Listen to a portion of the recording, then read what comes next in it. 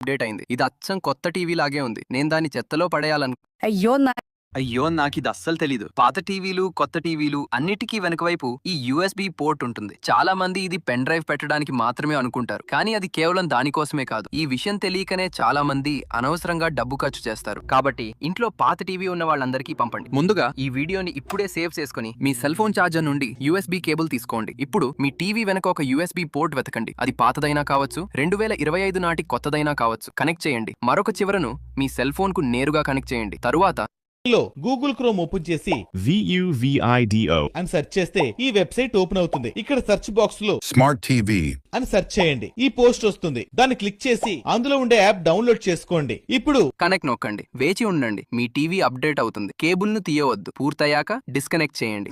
ఇదిగో చూడండి మిత్రులారా, నా పాత టీవీ. అది స్మార్ట్ టీవీ కాకపోయినా పూర్తిగా అప్డేట్ అయింది. ఇది అచ్చం కొత్త టీవీ లాగే ఉంది. నేను దాన్ని చెత్తలో పడేయాలనుకున్నాను. కాబట్టి ఈ వీడియోను షేర్ చేయండి. అయ్యో నాకిది